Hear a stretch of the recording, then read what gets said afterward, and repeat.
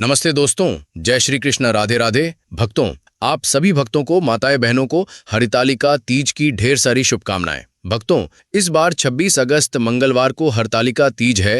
हिंदू धर्म में हरतालिका तीज का खास महत्व होता है। भाद्र मास की शुक्ल पक्ष की तृतीया तिथि के दिन इस व्रत को रखा जाता है। मान्यता है कि सुहागिन महिलाओं द्वारा इस व्रत को रखने से उन्हें अखंड सौभाग्य की प्राप्ति होती है। हरतालिका तीज के दिन महिलाएं निर्जला व्रत रखती हैं और भगवान शिव व माता पार्वती की विधि विधान से पूजा करती हैं। वहीं इस बार का हरतालिका तीज और भी ज्यादा खास हो रहा है, क्योंकि इस दिन कई शुभ संयोग बन रहे हैं। ऐसे में इस साल इस व्रत को रखने से महिलाओं को भगवान की विशेष कृपा प्राप्त हो सकती है। माताएं बहनों, अभी तक आप लोगों ने परंपरागत तरीके से या इधर उधर से सुनकर या फिर अपने रिश्तेदारों से सलाह लेकर ये हरितालिका तीज का व्रत किया होगा, या आपको आपकी माता, दादी, सास ने बताया होगा कि हरितालिका व्रत कैसे रखना है, इसके नियम क्या हैं। जैसे जैसे नियम आपके बड़े बुजुर्ग रिश्तेदारों ने बताए हैं, आप उन्हीं नियमों से हरतालिका तीज का व्रत करती आ रही हैं। पर जो महिलाएं पहली बार तीज का व्रत उठा रही हैं, वो सोच रही होंगी कि कैसे व्रत रखना है, क्या नियम है, क्या विधि है।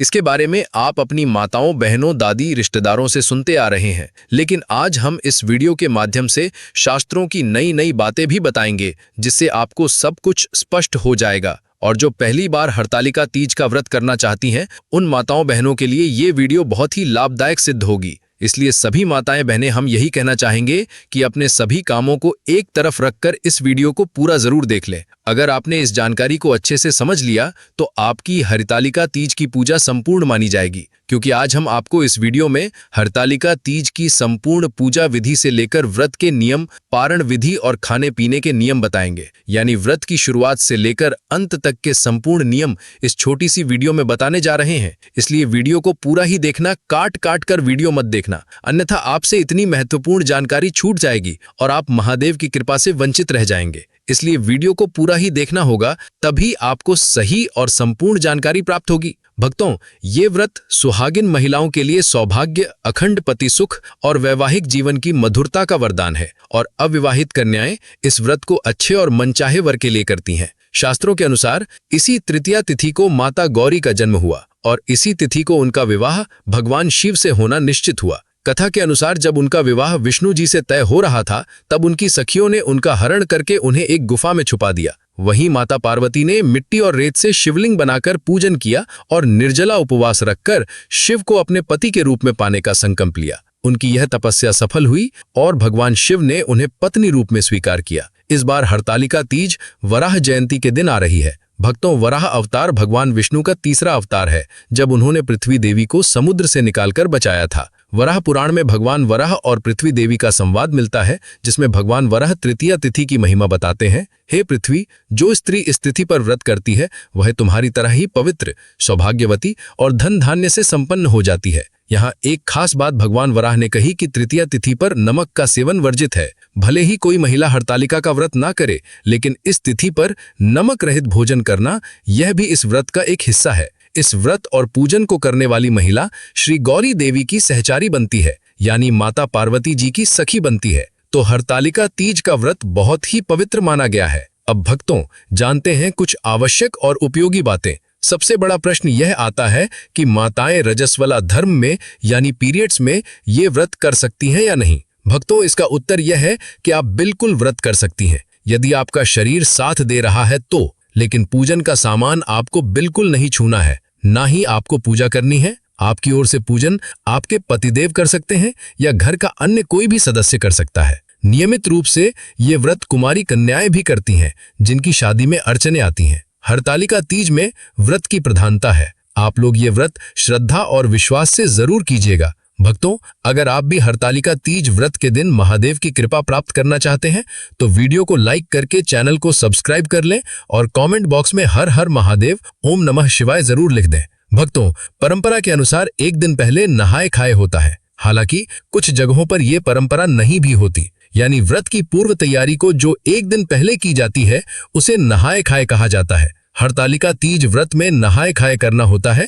नहाए खाए का मतलब है सुबह सूर्योदय से पहले पवित्र स्नान करके, घर की सफाई करके शुद्ध सात्विक भोजन करना और अगले दिन के व्रत के लिए मानसिक व आध्यात्मिक रूप से तैयार होना। चलिए जानते हैं नहाए खाए के नियम। सुबह सूर्योदय से पहले उठें, ब्रह्म मुहूर्त में स्नान करें, बाल धोना और शुद्ध वस्त्र पहनना इस दिन जरूरी माना गया है। घर की साफ सफाई करें, पूजा स्थान, रसोई और मुख्य द्वार की विशेष सफाई करें। मान्यता है कि स्वच्छता से ही घर में देवी देवताओं का आगमन होता है। इस दिन लहसुन प्याज वर्जित है। नहाय खाए के दिन और व्रत के अगले दिन पारण तक लहसुन और प्याज का सेवन बिल्कुल ना करें। केवल शुद्ध सात्विक और सात्विक भोजन करें। नमक लिया जा सकता है, लेकिन कुछ परंपराओं में नहाय खाए के दिन भी नमक छोड़ दिया जाता है। अब बात करें श्रृंगार सामग्री की तैयारी की। इसी दिन 16 श्रृंगार की वस्तुएं, पूजा की सारी सामग्री और मेहंदी आदि एकत्रित कर लें। शाम तक मेहंदी लगवा लें, क्योंकि व्रत के दिन मेहंदी लगाना अशुभ माना जाता है। अब आगे बढ़ते हैं। कई जगहों पर परंपरा है कि व्रत वाले दिन यानी 26 तारीख की सुबह सूर्योदय से पूर्व कुछ खा लिया जाता है। इसे सरगी कहा जाता है। तो देखिए माताएं बहनें, यदि आप रात को यानी सूर्योदय से पूर्व भोजन करती हैं तो दिन में कुछ और ना खाएं,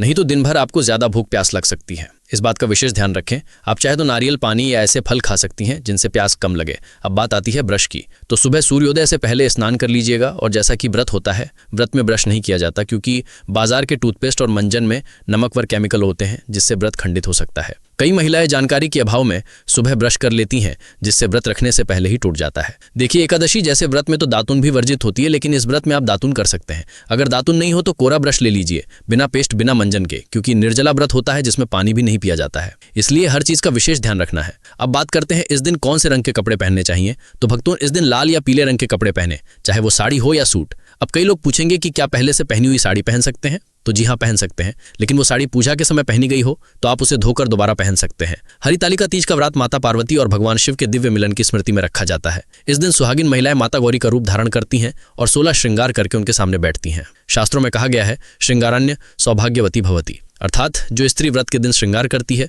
उसका सौभाग्य अक्षुण्य रहता है और उसके पति को दीर्घायु प्राप्त होती है। आप इस दिन दीजिए, यानी 16 श्रृंगार जरूर करें। अब बात करते हैं पूजन की। तो तृतीया तिथि यानी 26 तारीख की सुबह का पूजन समय रहेगा। इसी समय पर आपको पूजा करनी है। सुबह स्नान के बाद इसी पूजन मुहूर्त में पूजा कीजिएगा। और पूजा कैसे करनी है, ये हम आपको वीडियो के अंत में विस्तार से बताएंगे। और जो महिलाएं पहली बार व्रत कर रही हैं वो इस पूजा विधि को अच्छे से समझ लें। ध्यान रहे, पूजन की शुरुआत में हाथ में अक्षत, पुष्प और जल लेकर संकल्प करना है कि मैं यह हरितालिका तीज का व्रत कर रही हूँ, हे भगवान मुझे सफलता दीजिए। सुबह ही पूजन के समय आप व्रत कथा सुन लीजिएगा। हाथ में अक्षत, पुष्प और कुछ दक्षिणा लेकर व्रत कथा सुने और कथा के बाद वह द्रव्य भगवान के आगे समर्पित कर दें। चलिए अब हम आपको यह भी बता देते हैं कि हरितालिका तीज का ये पावन व्रत इस वर्ष किस दिन रखा जाएगा, पूजा का शुभ मुहूर्त क्या है और व्रत का पारण किस दिन और कैसे करना है। ये सारी जानकारी आपको सही और सटीक समय के साथ दी जाएगी, ताकि कोई भी भ्रम न रहे। भाद्रपद मास के शुक्ल पक्ष की तृतीया तिथि, जिसे हरितालिका तीज के नाम से जाना जाता है, सन 2025 में मंगलवार 26 अगस्त के दिन मनाई जाएगी। अब यहाँ एक सूक्ष्म अंतर समझने की आवश्यकता है,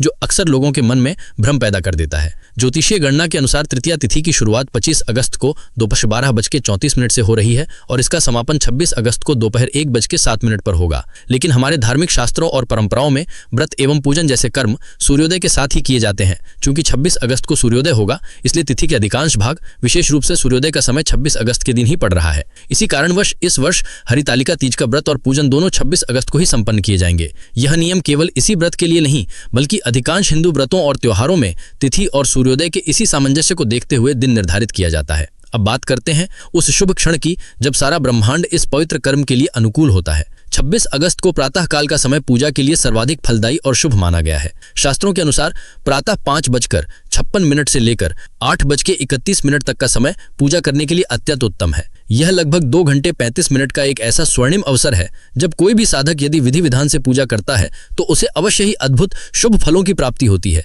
इस समय में की गई पूजा मनोवांछित फल देने वाली और सभी प्रकार के संकटों को दूर करने वाली मानी जाती है। व्रत के पारण यानी व्रत को समाप्त करने और भोजन ग्रहण करने की बात करें तो इसका समय अगले दिन यानी 27 अगस्त बुधवार को है। इस दिन प्रातःकाल सूर्योदय के पश्चात जब सूर्य की प्रथम किरणें आपके आंगन में पड़े तो माता पार्वती और भगवान शंकर को प्रणाम करके उनका स्मरण करके ही व्रत का पारण करना चाहिए। शास्त्रों के अनुसार व्रत की पूर्णता तभी मानी जाती है जब विधि पूर्वक उसका समापन किया जाए। इसलिए 27 अगस्त को सूर्योदय के बाद पारण करके ही यह व्रत संपन्न होता है और इसके पुण्य की प्राप्ति होती है। अक्सर एक प्रश्न मन में उठता है कि क्या हरितालिका तीज की पूजा के लिए मिट्टी से बने शिव परिवार की आवश्यकता अनिवार्य है। यह प्रश्न विशेष रूप से उन शहरी परिवारों के लिए है जहां मिट्टी का प्रबंध करना एक चुनौतीपूर्ण कार्य हो सकता है। इसका उत्तर शास्त्रों और परंपरा में छिपा है। दरअसल जब माता पार्वती का विवाह भगवान विष्णु जी से तय हुआ था तब उनकी सखियों ने उनका हरण करके एक गुफा में पहुंचाया था। वहां माता पार्वती ने शिव को पाने के लिए कठोर तपस्या की थी और उसी दौरान उन्होंने रेत और मिट्टी से ही शिवलिंग का निर्माण करके उनकी आराधना की थी। इसी घटना के कारण मिट्टी से शिव परिवार बनाने की परंपरा का प्रारंभ हुआ। निसंदेह जो लोग मिट्टी से शिव, माता पार्वती और भगवान गणेश की प्रतिमाएं बना सकते हैं, ये अत्यंत शुभ और उत्तम माना जाता है। परंतु यदि किसी कारणवश मिट्टी उपलब्ध न हो सके तो चिंता करने की आवश्यकता नहीं है। ईश्वर भाव के भूखे हैं, भौतिक सामग्री के नहीं। आप एक साफ सुथरा शिव परिवार का चित्र लेकर भी पूरी श्रद्धा के साथ पूजा संपन्न कर सकते हैं। इसी प्रकार यदि आपके पास पीतल या किसी अन्य धातु की शिव पार्वती की मूर्ति है तो उसकी पूजा भी पूर्णतः वैध और फलदायी है। महत्वपूर्ण है आपकी श्रद्धा और निष्ठा। पूजा के बाद आने वाला अगला महत्वपूर्ण चरण है विसर्जन। इस संदर्भ में भी भ्रम की स्थिति उत्पन्न हो जाती है। जो भक्तजन मिट्टी से बने शिव परिवार की पूजा करते हैं, उन्हें पूजन के उपरांत उन मूर्तियों को किसी नदी, तालाब या जलाशय में विसर्जित कर देना चाहिए। यही पारंपरिक विधि है। किंतु जिन्होंने फोटो या धातु की मूर्ति से पूजा की है, उनके लिए नियम भिन्न है। ऐसे में पूजा के अंत में जब आप भगवान को विदा करने की भावना से विसर्जन कर रहे हों, तो आप उस फोटो या मूर्ति को अपने पूजा स्थल से थोड़ा सा खिसका दें या अलग कर दें। यही क्रिया विसर्जन के समान ही मान्य होगी। धातु की स्थायी मूर्तियों को जल में डालने की आवश्यकता नहीं है, बल्कि उन्हें सादर विदा करके सुरक्षित रख लेना चाहिए। यहाँ फिर से याद रखें,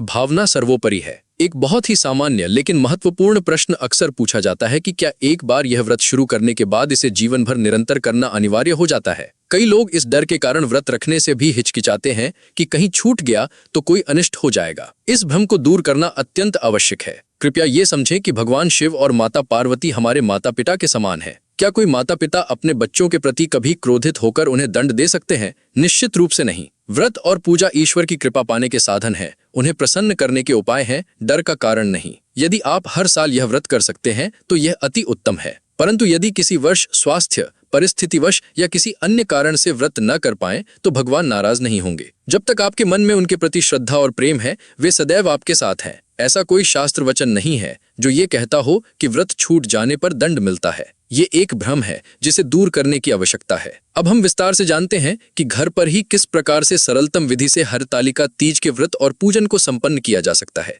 हरितालिका तीज का व्रत माता पार्वती और भगवान शिव के उस अमर प्रेम और मिलन की स्मृति में रखा जाता है, जहां माता पार्वती की तपस्या ने असंभव को संभव दिखा दिया। यह व्रत सुहागन स्त्रियां अपने पति की दीर्घायु और सुखद दाम्पत्य जीवन के लिए रखती हैं। वहीं कुंवारी कन्याएं एक अच्छे और योग्य वर की प्राप्ति के लिए इस व्रत को करती हैं। व्रत की तैयारी वास्तव में एक दिन पहले यानी द्वितीया तिथि से ही प्रारंभ हो जाती है। इस दिन से सात्विक जीवन शैली अपनानी चाहिए। सात्विक भोजन ग्रहण करना चाहिए और प्याज, लहसुन, मांस, मदिरा आदि तामसिक पदार्थों का सेवन पूर्णतः त्याग देना चाहिए। रात्रि के भोजन के पश्चात मन ही मन ये संकल्प लेना चाहिए कि अगले दिन मैं हरितालिका तीज का व्रत रखूंगी और माता पार्वती की पूजा करूंगी। पूजा की सामग्री की तैयारी भी पहले से ही कर लेनी चाहिए। यदि संभव हो तो मिट्टी से शिव, पार्वती और गणेश जी की प्रतिमाएं बनाना श्रेयस्कर है। यदि नहीं तो एक सुंदर और साफ सुथरा चित्र भी पर्याप्त है। पूजा के स्थान को स्वच्छ करके वहां पीली या लाल मिट्टी लगाकर एक चबूतरा बनाएं और उस पर पीला या लाल वस्त्र बिछाएं। फूलों में गेंदा, गुलाब आदि जो उपलब्ध हो रखें।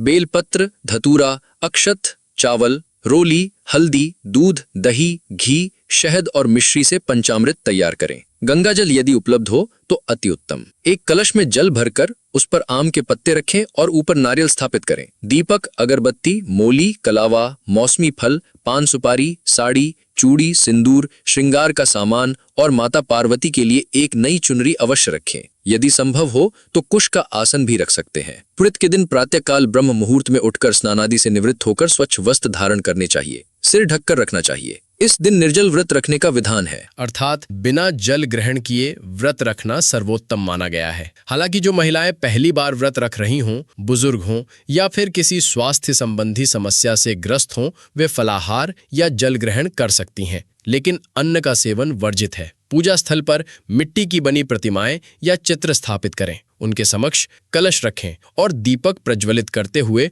ओम दीप ज्योतिषे नमः मंत्र का उच्चारण करें। सर्वप्रथम भगवान गणेश की पूजा करें, क्योंकि बिना विघ्नहर्ता के आराधना के कोई भी शुभ कार्य प्रारंभ नहीं किया जाता। इसके पश्चात माता पार्वती और भगवान शिव का आवाहन करें। ओम नमः शिवाय और ओम पार्वत्यै नमः मंत्र का जाप करते हुए उनका ध्यान करें। अब मूर्तियों या चित्रों को स्नान कराएं। पहले गंगा जल, फिर पंचामृत और अंत में स्वच्छ जल से अभिषेक करें। इसके बाद सूखे साफ वस्त्र से पोंछकर उन्हें नए वस्त्र अर्पित करें। माता पार्वती को नई चुनरी ओढ़ाएं, उन्हें सिंदूर, बिंदी, हार, फूल आदि से सजाएं। भगवान शिव को बेलपत्र, धतूरा, फूल, फल, अक्षत, रोली और हल्दी चढ़ाएं। माता को 16 श्रृंगार की वस्तुएं अर्पित करने का विधान है, लेकिन यदि सब कुछ उपलब्ध न हो तो जो भी हो पूरी श्रद्धा से अर्पित करें। भोग के रूप में फल, मिठाई और पान सुपारी रखें। इसके बाद हरितालिका तीज की व्रत कथा का पाठ या श्रवण अवश्य करें। कथा पढ़नी हो या सुननी, दोनों ही समान रूप से फलदायी हैं। कथा के पश्चात भगवान शिव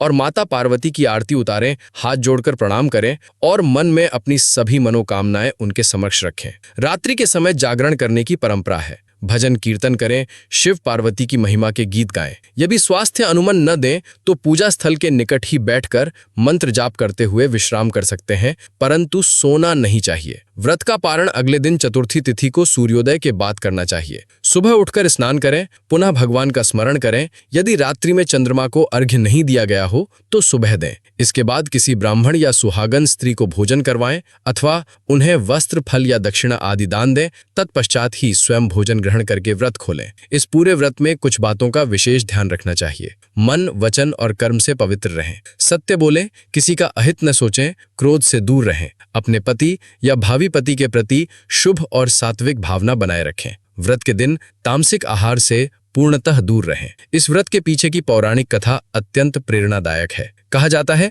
कि पर्वतराज हिमालय की पुत्री पार्वती बचपन से ही भगवान शिव को अपना पति मानकर उनकी आराधना करती थीं। एक बार उनके पिता ने उनका विवाह भगवान विष्णु से तय कर दिया। ये सुनकर पार्वती अत्यंत दुखी हुई और अपनी एक सखी के साथ वन में चली गईं। वहां उन्होंने एक गुफा में कठोर तपस्या प्रारंभ की। उन्होंने निर्जल व्रत रखा और मिट्टी से शिवलिंग बनाकर उसकी पूजा करने लगीं। तृतीया तिथि के दिन भी उन्होंने अपनी तपस्या जारी रखी। उनकी इस अटूट भक्ति और दृढ़ संकल्प से प्रसन्न होकर भगवान शिव स्वयं प्रकट हुए और उन्हें अपनी अर्धांगिनी के रूप में स्वीकार किया। तभी से इस दिन हरितालिका तीज के व्रत का प्रचलन हुआ। ये व्रत स्त्री के दृढ़ संकल्प, अटूट विश्वास और निष्ठा की शक्ति का प्रतीक है। ये सिखाता है कि सच्ची श्रद्धा और निष्ठा से असंभव को भी संभव बनाया जा सकता है। जो भी स्त्री इस व्रत को पूरी श्रद्धा और विधि विधान से करती है, उसे जीवन के सुख, समृद्धि, शांति और आत्मिक बल की प्राप्ति होती है। ये केवल एक धार्मिक अनुष्ठान ही नहीं, बल्कि आत्मशुद्धि और आंतरिक शक्ति को जागृत करने का एक महत्वपूर्ण साधन है।